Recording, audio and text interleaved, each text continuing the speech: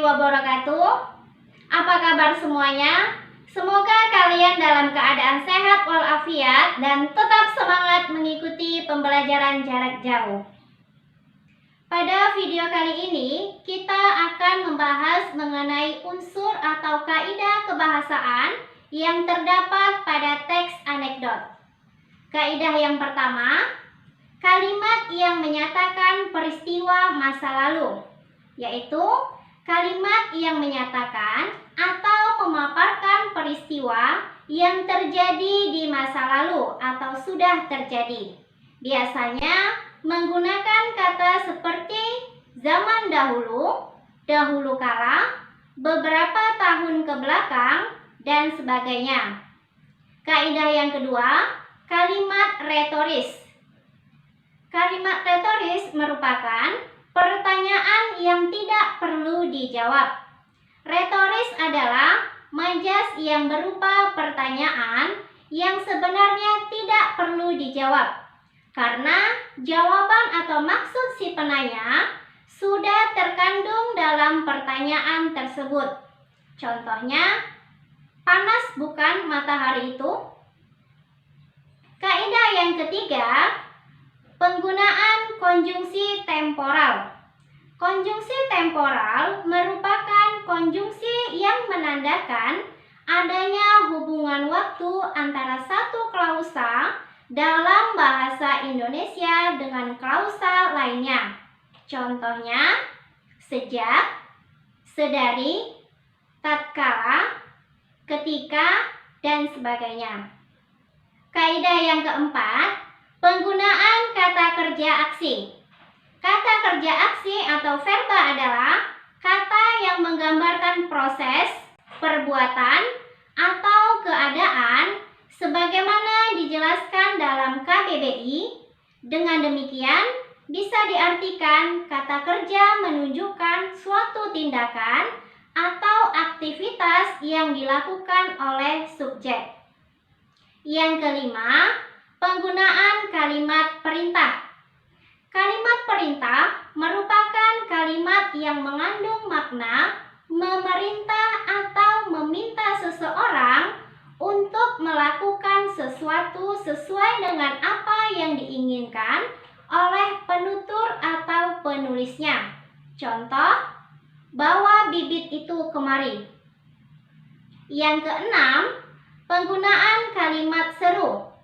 Kalimat seru adalah kalimat yang isinya mengungkapkan kekaguman perasaan. Kalimat seru disebut juga kalimat interjektif. Contohnya, wah, sepatumu bagus sekali. Contoh teks anekdot. Bos yang menyamar.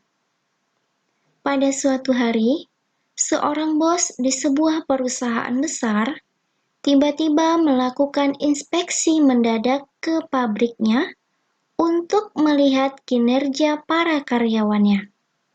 Di pabrik keempat, ia menemukan seorang pria muda yang tengah bersandar di dekat pintu. Nampaknya ia tengah bersantai.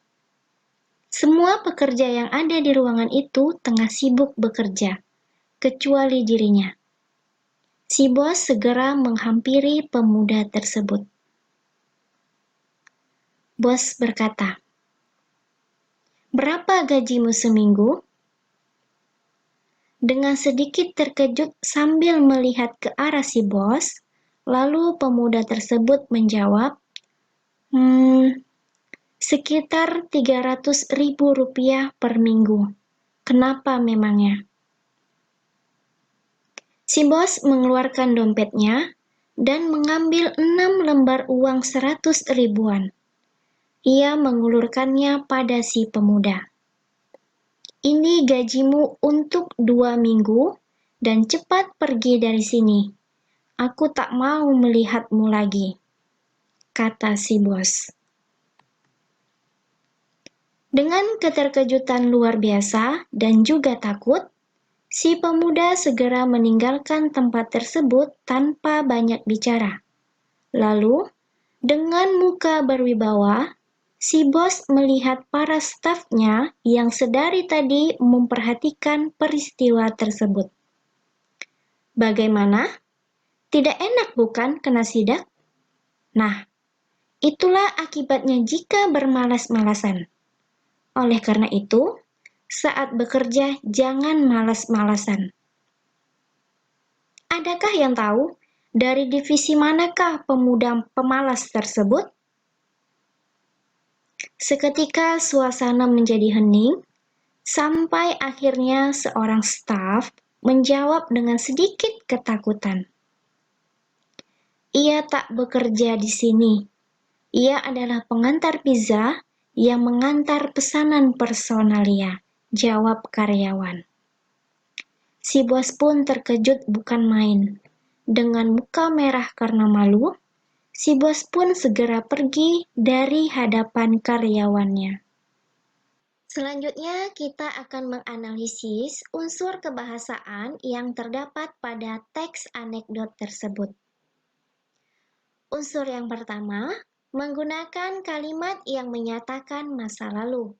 Contoh kutipannya, pada suatu hari, seorang bos di sebuah perusahaan besar tiba-tiba melakukan inspeksi mendadak ke pabriknya untuk melihat kinerja para karyawannya. Kalimat yang menyatakan masa lalu bisa kita temukan pada kata pada suatu hari. Kemudian unsur yang kedua, menggunakan kalimat retoris. Contoh kutipannya, bagaimana? Tidak enak bukan kena sidak? Nah, seperti yang sudah kita ketahui, bahwa kalimat atau pertanyaan retoris adalah pertanyaan yang tidak memerlukan jawaban. Siapa sih yang mau kena sidak? Kemudian, unsur yang ketiga, menggunakan konjungsi temporal atau konjungsi yang menyatakan waktu. Contoh kutipannya, lalu dengan muka berwibawa si bos melihat para stafnya yang sedari tadi memperhatikan peristiwa tersebut. Konjungsi temporal terdapat pada kata lalu. Kemudian, unsur kebahasaan yang keempat, menggunakan verba atau kata kerja aksi. Contoh kutipannya, suasana menjadi hening sampai akhirnya seorang staf menjawab dengan sedikit ketakutan. Menjawab merupakan contoh dari kata kerja aksi. Kemudian, unsur selanjutnya menggunakan kalimat perintah.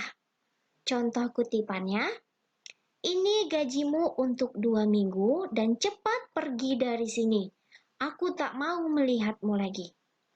Nah, di sini si bos memerintahkan kepada pria tersebut agar segera pergi dari pabriknya.